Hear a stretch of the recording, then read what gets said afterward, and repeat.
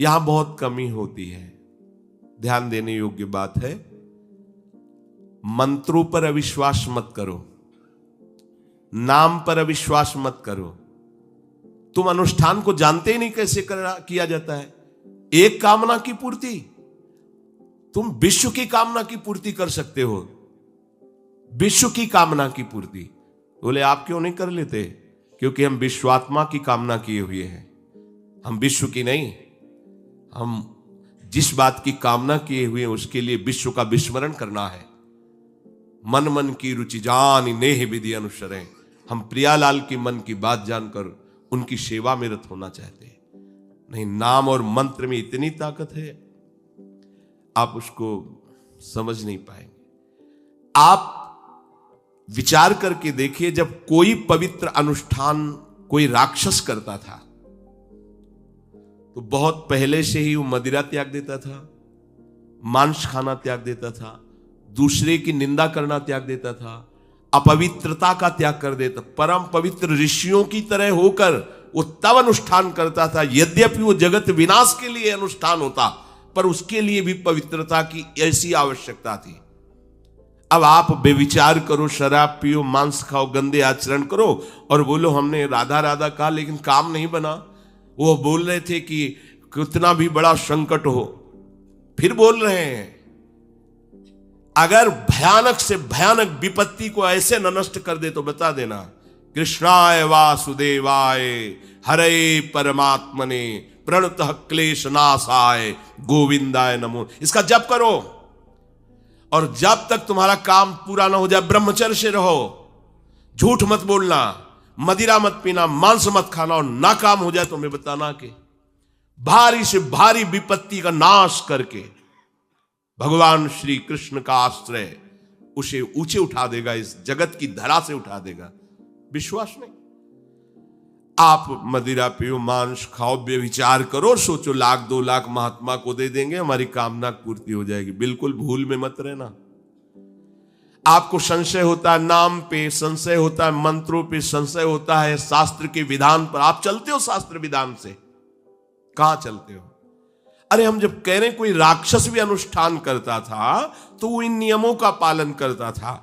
इतना अनुष्ठान में कि मेघनाथ को पैरों से मार रहे हैं बंदर भालू, पर वो ना मंत्र छोड़ रहा है, ना हिल रहा है, ना उनकी तरफ देख रहा है।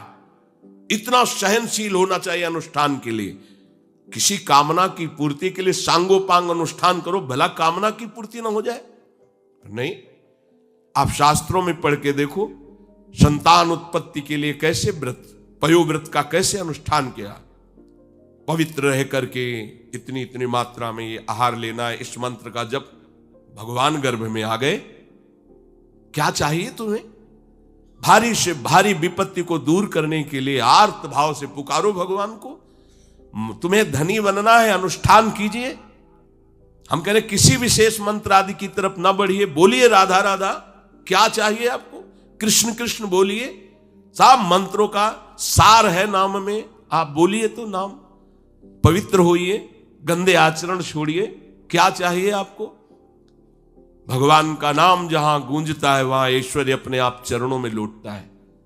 अब छल कपट करो, हिंसा करो, गंदे आचरण करो, सोचो हम बहुत बड़े धनी बन जाएं, तो दुष्कृति का फल दरिद्रता और दुख होता है। सुकृत का फल ऐश्वर्य और सुख होता है। अब लगाओ तुम कांटेदार वृक्ष और चाहो कि हमको रसीला फल प्राप्त हो, तो इसे मूर्खता ही कहते हैं। फिर दोष देता है काल, कर्म, ईश्वर को, शास्त्रों को, मंत्रों। अरे कुछ नहीं, नाम मंत्र में जरा सी भी अनुष्ठान में त्रुटि हो जाए तो उसका फल बदल जाता है। आप कहां अनुष्ठान कर रहे हैं? कौन सा अनुष्ठान कर रहे हैं? सबसे पहला नियम अनुष्ठान का होता है पवित्र आचरण, ब्रह्मचर्य, सत्यवाद, पवित्र भोजन, संयम से। कोई भी अनुष्ठान कर, किसी भी विषय का अनुष्ठान करके देखो, अभी हो जाएगा। ये तो हमसे नहीं होगा, तो फिर आप बड़ी बड़ी कामनाएं करते हो, हवा में कामनाएं पूर्ण हो जाएंगी। किसी की भी काम, किसी का भी महाबली या तेजस्वी पुत्र पैदा हुआ, उसको देखो कैसे रहा है, उसके माता पिता कैसे आचरण किए हैं। 10,000 वर्ष तक भगवान श्री हरि में मन लगाकर निरंतर मंत्र जपने पर कश्यप और विंता जी ने भगवान गरुण जी को प्रकट किया। भगवान गरुण जी श्री हरि के वाहन, प्रथम पुत्र अरुण जी जो सूर्य के सामने बैठे हुए हैं, सारथी बने 10,000 वर्ष।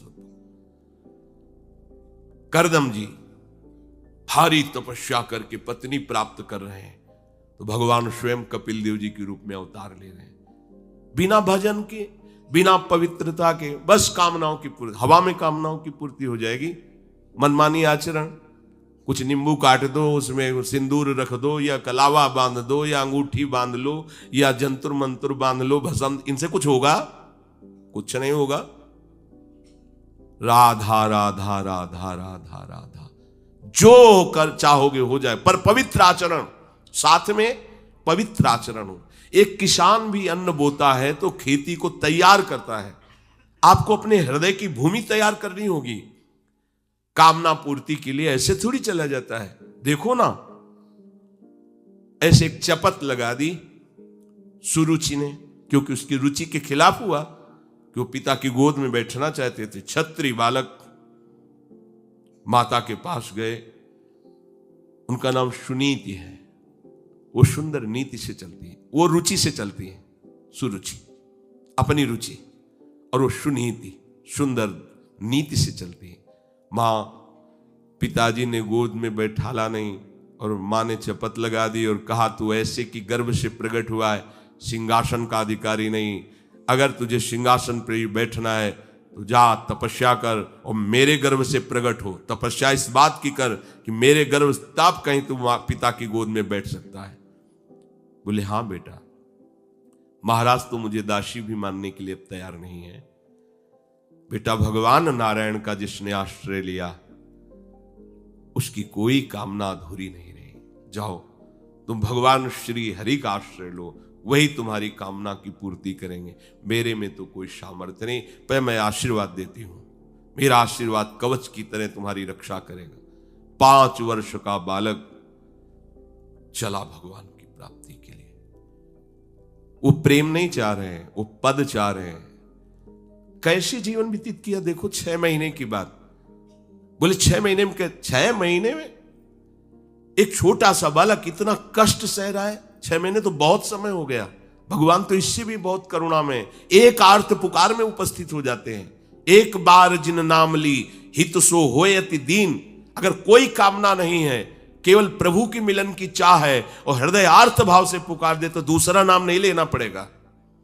एक बार जिन नाम ली हित सो होय अति दीन, ताको संग न छाणहि ध्रुव अपनो कर लीन। ये महारसिक शेखरों के वचन है, कोई ऐसे मिथ्या वचन थोड़ी। श्वास को भी रोक लेते हैं। भगवान का जो मंत्र श्री देवर्षि नारद जी ने दिया, उसी का ध्यान कर रहे। ऐसा पद मिला कि सप्त ऋषि परिक्रमा करते हैं। ना उनके पिता को मिला, ना उनके पितामह को मिला। इसके आगे तो है ही नहीं। उत्तानपाद, महाराज मन, ब्रह्मा, बस ऐसा पद मिला कि किसी को पद नहीं मिला।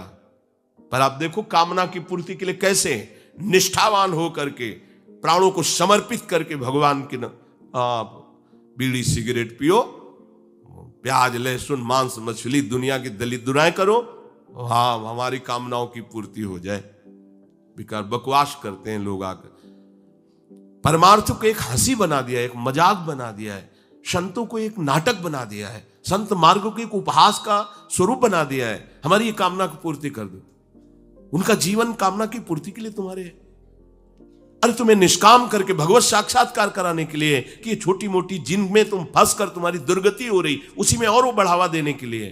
पर संसार तो अपनी बात मानता है, उस ना शास्त्र की बात मानता है ना संतों की।